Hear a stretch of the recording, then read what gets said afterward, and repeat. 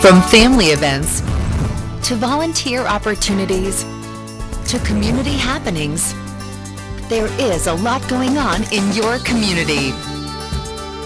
Learn about all the possibilities and opportunities on this episode of Community Hotline.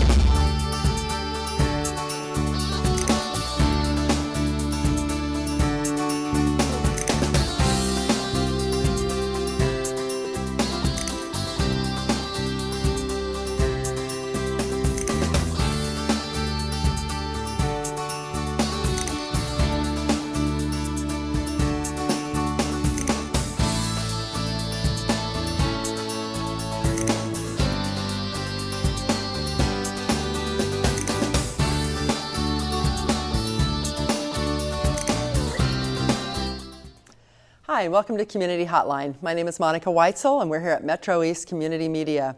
Happy to have you join us here today.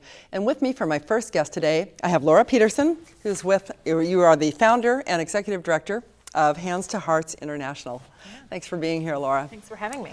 So, Hands to Hearts International is an organization new to me. I didn't know anything about it, but I've been reading up on it, and I am fascinated because it really, it's one of those organizations that really warms your heart when you read about it. You're doing some terrific stuff. Tell our viewers, if you would, about what exactly your organization does.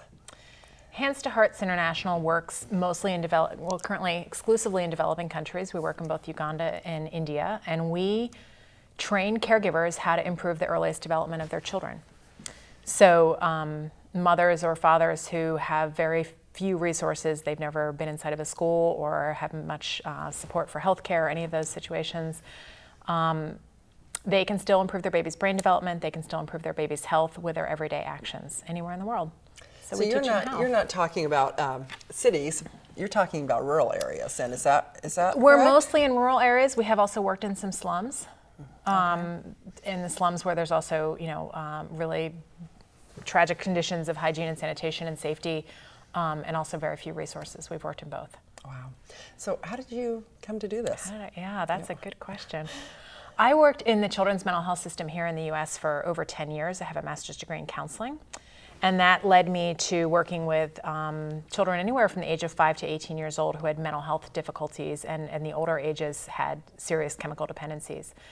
And the children I found, repeatedly in whatever setting I was working in, whether it be a wilderness therapy program that I worked for a number of years, a residential inpatient program, or psychiatric care, and even foster care, is the children that we seem to not really be able to reach, regardless of their age or their circumstances, were children, if you traced it back, they had attachment disorder, which what that means is every child is born with a capacity to learn language, but if they never heard a language by the age of 7, they'll never have a fluency in any language. They'll have words, but they'll never have a conversation. Okay.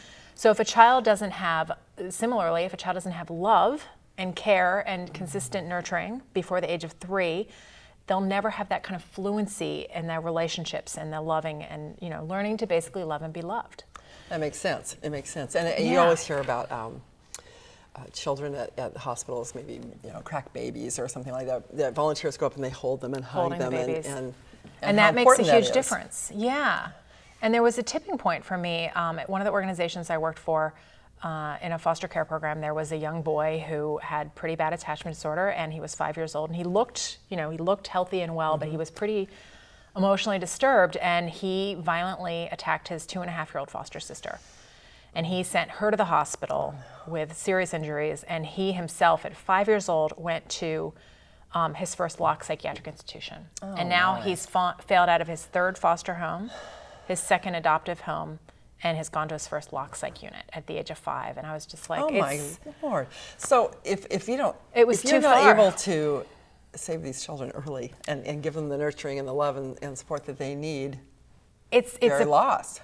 They can be pretty lost. It's a pretty bleak situation. I don't want to say there's no hope for those children, but it's way easier to prevent that than to have that path begin. Because at 5 years old, that boy was, it was already too late that we were working with him. I felt like we could keep him safe and, put some supports around him, but to really, have him get that fluency and love and, in the community was we'd kind of passed the mark. So I founded Hands to Hearts International to really make a difference for the health and well-being of women and children on a global scale.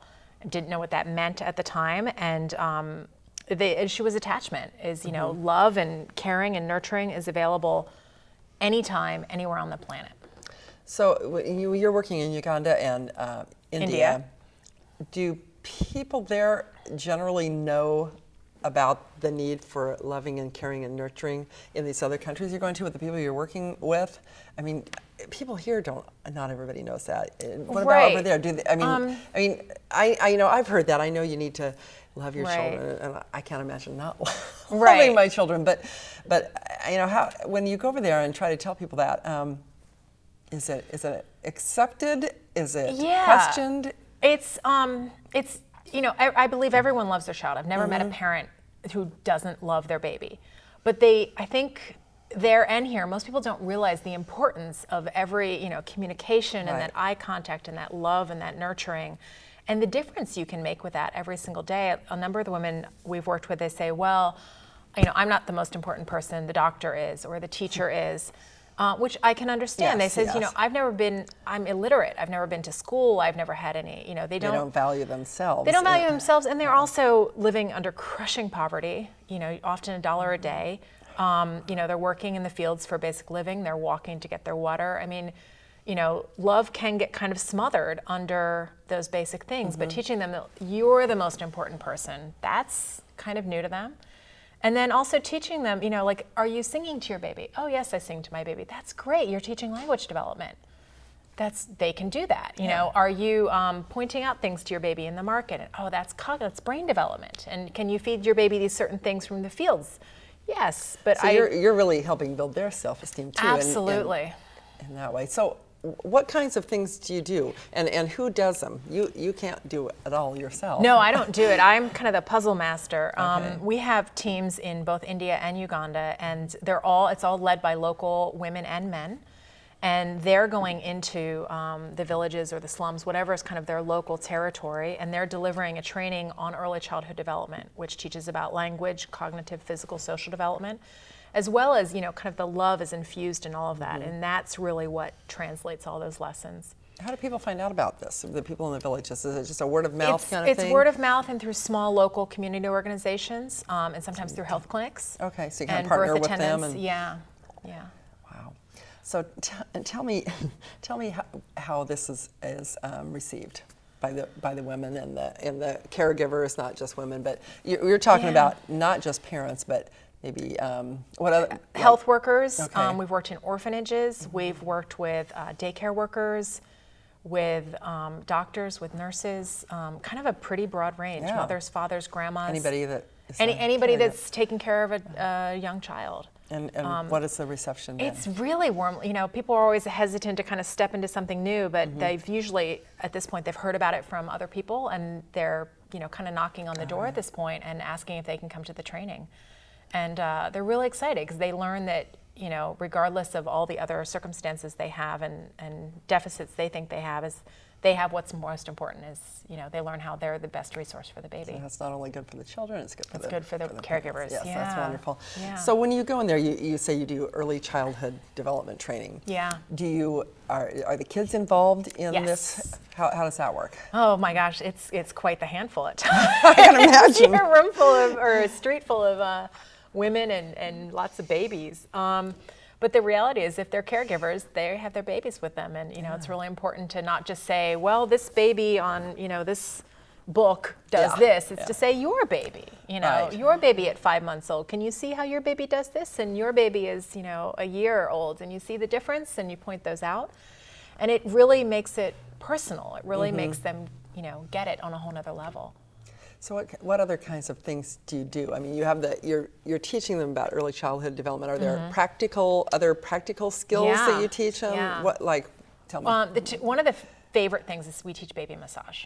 And so many people think of our program as the baby massage program, because that is such a great way to build, the physical development with the loving touch and the cognitive development.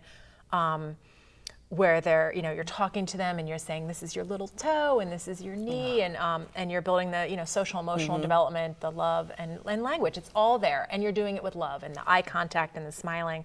It's our most popular lesson for sure, the baby massage. Wow. And we also teach that hand in hand with teaching about what we call baby cues, where babies, before they're talking, are communicating with us all the time.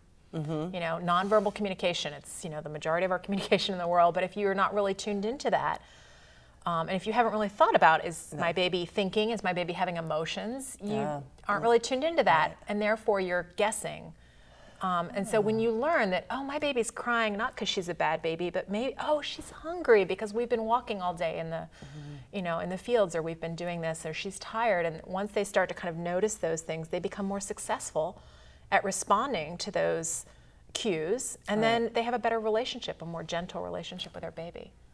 Yeah, well, you brought some pictures, and I think they're showing some of them. Have they been showing some of them? Yeah. Good. These women look, and the men, they look like they are so happy in these pictures. I mean, they look engaged. It's and how long is the whole program? That the whole program, if you did it straight through, would probably be about 2 days. Depending on the area, sometimes they'll go and, you know, kind of do a Monday under the mango trees, is what I call it. I like literally that. out in the village, I like that. is, you know, they'll meet under the tree, and they'll meet Monday afternoons maybe for 5 weeks and do a lesson each week.